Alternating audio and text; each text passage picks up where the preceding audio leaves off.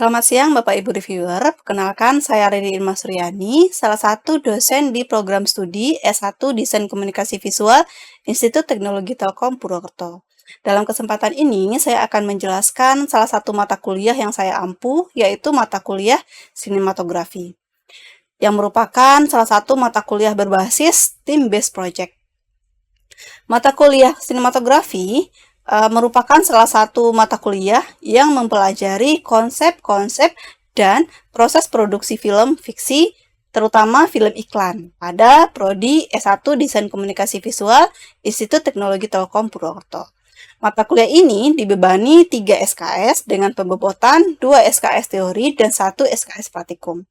Capaian pembelajaran dalam mata kuliah ini yaitu pertama, mahasiswa mampu membedakan konsep sinematografi pada film fiksi dan non-fiksi. Kemudian CPMK kedua, mahasiswa mampu membedakan bahasa dalam sastra dan bahasa dalam skenario film, serta mampu merancang naskah produksi untuk film iklan. Kemudian CPMK ketiga, mahasiswa mampu merancang desain produksi film iklan dengan penerapan konsep-konsep sinematografi. Kemudian terakhir CPMK keempat, mahasiswa mampu mengevaluasi dan menjelaskan penerapan konsep-konsep pada film iklan yang telah mereka produksi secara berkelompok. Capaian pembelajaran, lulusan atau CPL yang dibebankan pada mata kuliah ini ada 3. Pertama, dalam aspek sikap, menghargai keanekaragaman budaya, pandangan, agama, dan kepercayaan, serta pendapat atau temuan orisinil orang lain.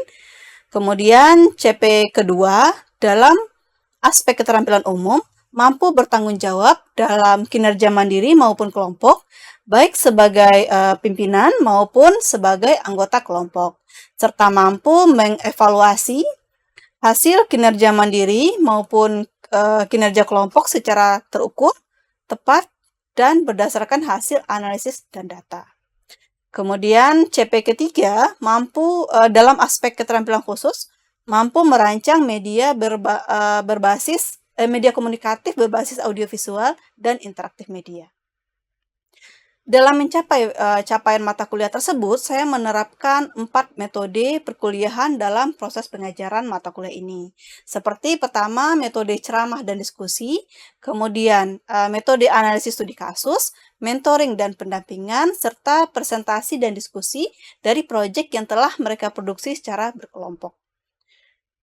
Kemudian, proses perkuliahan dilaksanakan secara offline di ruangan kelas dan ruangan laboratorium audiovisual. Selain itu, Institut Teknologi Telkom Purwokerto juga memiliki e-learning atau Learning Management System yang disebut dengan LMS yang dapat diakses oleh dosen dan mahasiswa. Biasanya, sebelum perkuliahan dimulai, pada awal semester saya telah memberikan RPS, kemudian capaian perkuliahan, kontrak perkuliahan, dan materi ajar selama 1 semester ke depan pada LMS tersebut. Sehingga mahasiswa tersebut telah dapat melihat materi apa saja sih yang akan mereka dapatkan selama 1 semester ke depan. Selain itu, saya juga memberikan beberapa buku referensi yang dapat dijadikan referensi oleh mahasiswa selama masa perkuliahan. Buku referensi tersebut bisa dilihat di sebelah sini.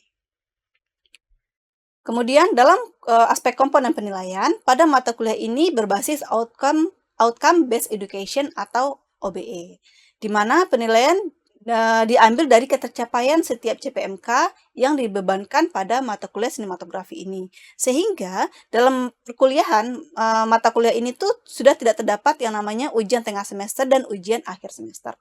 Namun terdapat asesmen di setiap CPMK yang dibebankan pada mata kuliah. Pembobotan CPMK yaitu CPMK 1 ada 15%, CPMK 2 ada 20%, kemudian CPMK 3 15%, dan CPMK 4 50%. Asesmen terhadap CPMK dilaksanakan pada akhir capaian diselesaikan. Sehingga jika terdapat satu atau beberapa mahasiswa yang tidak lulus pada salah satu CPMK, akan diberikan kesempatan untuk mengulang atau remedi dengan materi yang ada pada capaian tersebut atau untuk mencapai capaian tersebut. Pada mata kuliah sinematografi sendiri terdapat 4 materi pokok. Pertama adalah pemahaman seputar film fiksi dan non-fiksi serta konsep visual keduanya. Kemudian proses pra-produksi, proses produksi film iklan, kemudian keempat adalah proses pasca produksinya, serta presentasi proyek. Nah, berikut ini kita saksikan cuplikan bagaimana saya mengajar mata kuliah sinematografi di dalam kelas. Terima kasih. Oke, teman-teman, selamat. Akhirnya kita ketemu lagi di kelas minggu ini di pertemuan kedua ya. Kedua kita bahas tentang cerita dan alur cerita. Namun sebelum kita mulai, sebelum kita bahas materi kita hari ini, di mana capaian kita itu materi hari ini adalah bagaimana teman-teman memahami apa itu cerita, kemudian seperti apa sih alur cerita, gitu ya. Gimana sih teman-teman membangun sebuah cerita atau seperti apa cerita itu dibangun, alurnya, jalan cerita seperti apa? Karena ini nanti akan berkaitan dengan film yang akan produksi, gitu. Seperti yang sudah dijelasin minggu lalu, kita sudah bahas tentang film iklan yang menjadi capaian di mata kuliah sinematografi ini. Gitu. Nah, di mana di sinematografi kita produksi film iklan yang merespon isu-isu ya, isu-isu sekitar atau isu-isu yang pengen memang teman-teman suarakan. Itu sebenarnya keistimewaan dari sebuah film ya. Bagaimana teman-teman bisa mensuarakan sesuatu, menyampaikan sesuatu itu tanpa harus kritik secara gamblang. Tapi nah, film iklan ini tuh adalah sebuah salah satu dari luaran kita di prodi Desain Komunikasi Visual seperti itu. Jadi minggu lalu kita sudah bahas tentang film iklan. Sekarang hari ini kita mau bahas tentang cerita dan alur. Nah, sebelum kita mulai, kita boleh berdoa dan kepercayaan. Oke, monggo berdoa deh, mulai.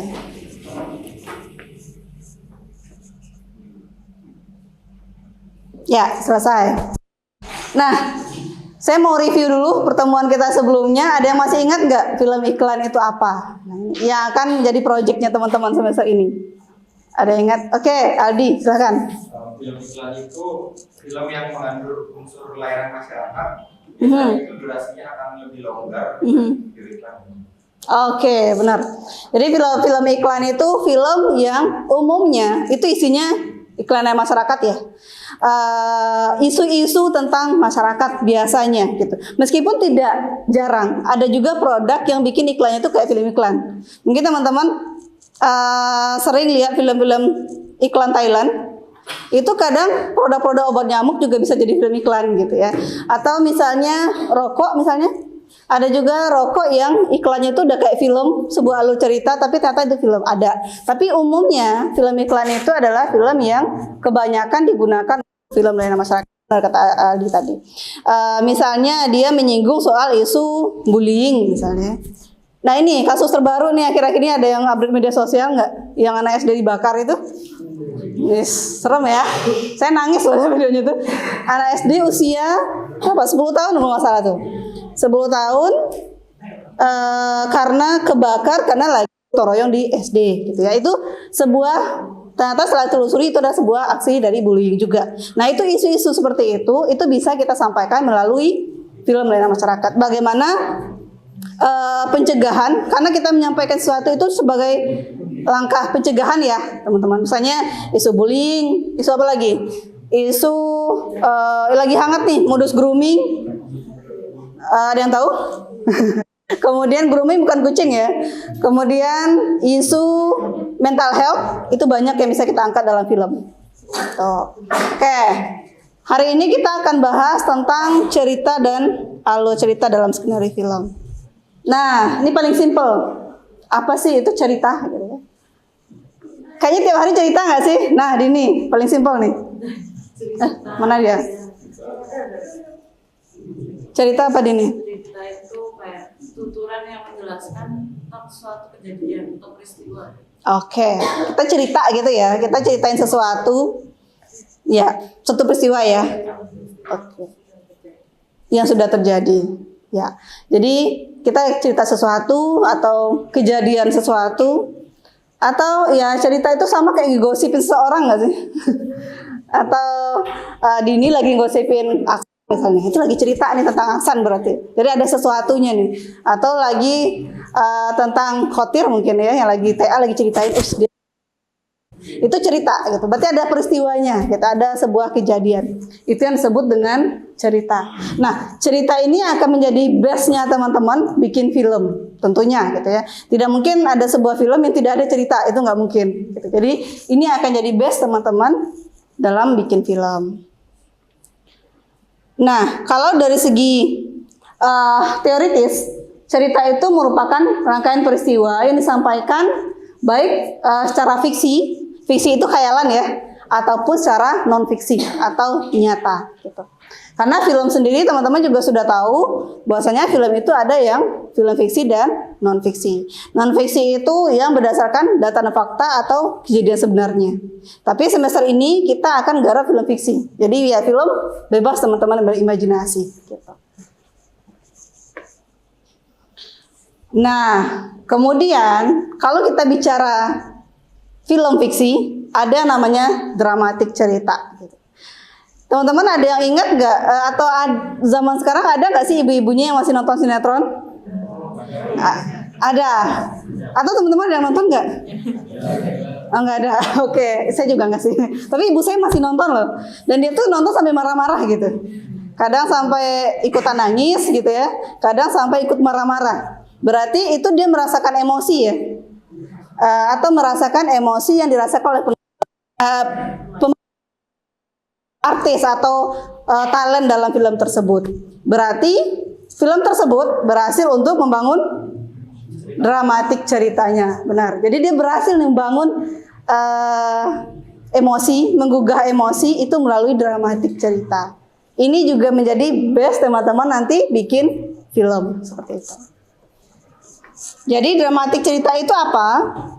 Kalau masa dulu sebelum ada film, itu mungkin kita sudah pernah bahas tentang sejarah film. Itu sebelum ada film ada fotografi dulu ya. Karena film, video berasal dari foto gitu. Sebelum itu justru yang paling populer itu adalah teater justru. Makanya sejarahnya itu teater itu dulu di Eropa itu sangat berkembang pesat karena memang dulunya lebih hits itu teater. Bagaimana pertunjukan langsung di aula atau sebuah lokasi pertunjukan itu langsung ditonton langsung gitu. Itu justru menurut saya kreativitasnya tinggi. Karena bagaimana kita mengkondisikan alur cerita dalam satu set doang gitu ya. Kalau di film banyak setnya. Makanya dramatik itu awalnya justru berasal dari kata drama. Yang bahasa Yunani itu artinya adalah pertunjukan pentas. Kemudian drama itu sendiri artinya adalah bagaimana kita menggugah emosi penonton. Makanya tadi ada yang misalnya kayak contohnya ibu saya lah nonton sinetron sampai nangis atau sampai kesel sendiri. Dari tadi disuruh pulang kok nggak pulang, akhirnya kegep kan gitu misalnya. Dia gemes sendiri gitu. Udah kayak saudara kedua gitu ya. Nah itu berarti berhasil nih bikin dramatiknya berhasil dibangun dengan baik gitu. Atau teman-teman punya yang teman-temannya ini playing victim banget gitu. Atau temannya drama banget nih. Nah itu juga berarti dia bisa hasil itu untuk mencuri perhatian, menggugah emosi teman-temannya. Kemudian, nah ini kita bercerita tentang alur cerita. Alur cerita kira-kira apa? Hasan, oke Hasan. Alur itu kayak rangkaian dari beberapa adegan atau peristiwa yang menghasilkan sebuah kesatuan cerita. Oke, bagaimana kita membangun sebuah cerita ya? Apa sih, gimana sih kita menyusun rangkaian-rangkaian jadi cerita? Nah ini yang benar-benar akan menjadi best teman-teman menyusun sebuah skenario film. Karena skenario film itu blueprint atau naskah yang akan teman-teman jadikan untuk produksi filmnya. Kalau film ya kita tinggal nonton aja nih. Tapi kalau rangkaian adegannya, urutan adegannya itu scriptwriter-nya yang mikirin gitu. Gimana kita, meskipun kita punya ide, tapi kalau kita nggak tahu urutan adegannya ya nggak bisa juga kita bangun nih, kita bangun cerita juga nggak bisa gitu. Jadi makanya teman-teman bagaimana harus memahami seperti apa sih, apa itu alur cerita dan seperti apa saja yang ada di alur cerita. Ya. Kemudian secara umum, benar kata Hasan tadi, justru Hasan udah langsung memahami kalau alur cerita itu adalah dari peristiwa. Karena memang kita sudah pernah menyinggung di pertemuan awal dan itu adalah pengetahuan yang dasar ya dalam sinematografi. Tapi kalau secara teoritis, meskipun ini secara teoritis oleh ahli ya, meskipun di fotonya nggak ahli sih gitu. Kita memang sengaja gimmick aja. Jadi kalau menurut buku Anatomi Sastra dari Bapak M. Antarsemi itu menyatakan alur adalah rangkaian kejadian dalam cerita yang disusun sebuah integrasi fungsional gitu. Yang sekaligus menandai urutan dan kejadian keseluruhan secara fiksi ya. Kemudian kalau berdasarkan pendapat Aminuddin dalam bukunya Pengantar Apresiasi Karya itu menyatakan plot alur adalah rangkaian cerita yang dibentuk dari tahapan-tahapan peristiwa. Ini mirip nih dengan pendapatnya Ahsan tadi gitu. Karena teman-teman sering nonton film nggak? Ada ya. Film pendek apa panjang itu pasti banyak di luar sana. Ya minimal film YouTube gitu ya teman-teman pasti nonton. Atau sekarang kita Instagram, teman-teman kadang juga pernah lihat Day My Life ya. Itu kadang ada ceritanya kan ya. Itu kalau disusun dengan apik juga bisa jadi film pendek. Day My Life itu. Gitu. Atau ada suka yang nge-vlog di sini selain oh Kalis, oke. Selain saya. Oke. Nah, ini alur cerita itu secara umum ada 2. Yang nanti kemungkinan akan teman-teman, dan ini sangat kemungkinan besar akan teman-teman gunakan itu adalah yang pertama. Itu adalah plot lurus gitu. Kalau plot lurus ini itu bagaimana sebuah cerita berjalan satu alur, satu fokus masalah. Ini saya gunakan dalam bikin kita film pendek. Makanya nanti teman-teman bikin film pastinya akan pakai yang plot. Bagaimana kita menggunakan cerita hanya seputar tokoh utamanya saja. Itu tidak akan melebar-lebar ke misalnya ke mertuanya gitu ya, ke mantannya gitu. Kecuali kalau memang mantannya ini berkaitan dengan masalah utamanya dia. Misalnya ternyata dia diteror oleh mantannya, ya berarti mantannya ikut dalam masalah kita. Tapi kalau tidak ikut, mantannya punya masalah sendiri gitu ya, atau sepupunya punya masalah sendiri, itu nggak bisa kita kategorikan dalam plot lurus gitu, atau plot linear tadi. Seperti itu. Nah beda lagi dengan plot bercabang. Ini plot bercabang atau multiplot. Ini tuh kayak ya sinetron tadi lah. Teman-teman mungkin masih ingat ya sinetron siapa sih? Pak Haji naik bubur, sorry. Siapa? Penjual bubur naik haji. Maaf. Keseleo nih. Itu sampai berapa episode? Ingat nggak? 2000-an. Kayaknya terakhir saya pernah lihat 3000-an deh itu. Nah, teman-teman kebayang nggak kalau berada di posisi kita sebagai penulis skenarionya? Bagaimana kita mengembangkan ceritanya biar tinggi, ratingnya tinggi loh. Penontonnya banyak, ratingnya tinggi. Kenapa ratingnya tinggi? Saya pastikan ratingnya tinggi karena memang itu masih bertahan loh sampai 3000. Berarti penontonnya masih ada gitu ya, masih tinggi gitu ratingnya. Nah, itu kreatif, menurut saya tuh kreativitas keren gitu. Bagaimana dia mengembangkan cerita. Yang pertama misalnya dari masalah utama, kemudian nyebar kemana-mana. Nah itu yang dinamakan dengan plot bercabang tadi. Gitu. Itu kalau dalam industri memang penulis skenario itu nggak sendiri ya. PH sinetron itu biasanya tim gitu. Jadi bagaimana tim tersebut meramu skenarionya, mengembangkan ceritanya, masalahnya, sehingga itu kadang saat kita nggak nonton besok aja itu kayaknya udah merasa ketinggalan gitu nggak sih? Ini kayaknya besok harus ditungguin nih kelanjutannya gitu. Misalnya hari ini biasanya di ending film bersambung ada sesuatu hal ya, ada yang digantung gitu. Itu biasanya ciri-ciri film bersambung dan plot bercabang tadi. Bagaimana kita tetap ingin melanjutkan menontonnya besok hari atau menunggu jam tayangnya. Atau di sini juga ada pernah ini nggak nonton Korea? Nah, drakor. Minimal berapa episode kalau drakor? 13 ya kalau nggak salah. Tapi ada 24 juga ada ya, 30 juga ada. Ada yang pernah bergadang sampai pagi nggak dengan drakor? Saya pernah soalnya. Karena kayaknya itu kalau nggak episodenya tuh nanggung gak sih gitu. Nah itu keren banget berarti penulisnya. Jadi dia bisa menggantung kita.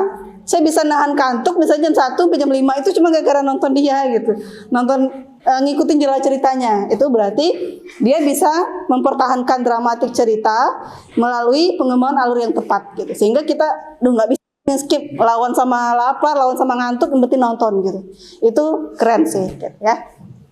Itu yang disebut dengan plot bercanda, di mana ceritanya akan sedikit melebar ke tokoh lain, meskipun melebar, tapi nanti akan kembali ke masalah utama, seperti itu. Kemudian ada pertanyaan dulu, teman-teman, sebelum kita bahas seputar tugas nih, buat minggu depan. Ada yang mau tanya? Clear? Bisa dipahami materi kita hari ini? Bisa. Dan jangan lupa dari minggu lalu juga ya, tentang film ikon. Nah, ini tugas ya. Oke. Nah, seperti biasa, kita di akhir pertemuan itu akan ada tugas. Nah, tapi ini menarik tugasnya. Tugasnya cuma nonton film. Seru nggak tuh? Kalau saya dulu waktu kuliah disuruh tugasnya adalah bikin paper, gitu, nulis. Gitu. Nah, teman-teman nggak gampang. Tugasnya adalah nonton film. Tapi dalam nonton film itu, teman-teman menganalisis studi kasus film tersebut dari aspek ini ya. Pertama, teman-teman harus nyari film pendek yang itu merupakan film iklan. Berarti film iklan tadi yang seperti apa Aldi yang menyampaikan sesuatu ya?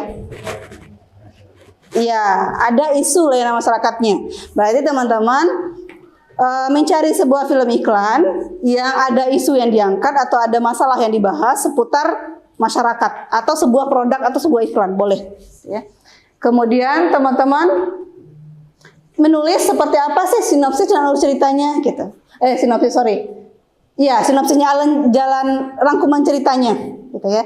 Apa sih sinopsisnya dan seperti apa dia, alur ceritanya seperti apa jalannya. Itu teman-teman tuliskan. Kemudian teman-teman juga menuliskan bagaimana sih dalam film tersebut dia membangun dramatik ceritanya. Apakah misalnya di awal sudah ada ceritanya atau di awal sudah ada pengenalan tokoh misalnya, kemudian baru di-spill nih masalahnya, kemudian bagaimana dia menyelesaikan masalah tersebut atau seperti apa jalan ceritanya. Itu ya, yang nomor 3. Kemudian nomor 4, nah ini sengaja nih, tugas nomor 4 ini tuh adalah pancingan saya buat materi kita minggu depan. Gitu. Jadi minggu depan kan kita mau bahas soal langsung ke konsep-konsep sinematografi. Gitu. Nah, tapi sekarang kan kita masih bicara tentang konsep naratif ya, cerita. Kemudian minggu depan kita akan masuk dalam konsep sinematografi atau penggarapannya. Nah, sebelum minggu depan, nanti saya bagikan materinya, saya mau teman-teman menganalisis dulu sendiri ya, menganalisis dulu penggarapan sinematografi dari film yang teman-teman cari nanti tugasnya, gitu. Jadi, menurut pendapat teman-temannya aja, nggak perlu cari review sana sini atau nggak perlu nyontek teman-temannya, gitu ya. Menurut teman-teman, pengambilan sinematografi atau konsep kamera atau penggarapannya dalam film yang teman-teman angkat itu seperti apa? Baik dari segi komposisi gambar, misalnya, kemudian dari segi movement kamera bisa, kemudian dari segi lighting misalnya, mungkin teman-teman dapat film horor, mungkin ini bisa aja, karena kan lighting sangat berpengaruh ya, karena film horor itu bisa dibahas. Kemudian dari segi artistik, misalnya make up, set, gitu. Itu bisa teman-teman bahas. Ini teman-teman bahas dulu sendiri. Minggu depan kita akan bahas hasil yang teman-teman review nih, yang teman-teman bedah. Itu yang akan menjadi bahan diskusi kita minggu depan. Seperti itu. Oke? Kira-kira bisa memahami materi kita hari ini? Bisa. Tadi apa aja yang kita bahas? Pertama, cerita. Kemudian dramatik. Kemudian alur. Oke. Terakhir tugas. Oke. Seperti itu ya teman-teman. Nanti tugasnya akan dikumpulkan di LMS seperti biasa di e-learningnya kita. Course-nya nanti akan saya share seperti itu. Karena absen tadi kita sudah ambil di awal pertemuan. Jika tidak ada pertanyaan lagi, saya akan tutup pertemuan kita hari ini. Terima kasih teman-teman atas waktunya. Assalamualaikum warahmatullahi wabarakatuh. Demikianlah deskripsi singkat dari proses pembelajaran mata kuliah sinematografi. Semoga dapat memberikan gambaran terkait pengajaran yang saya lakukan pada mata kuliah ini. Terima kasih atas semua yang terlibat. Assalamualaikum warahmatullahi wabarakatuh.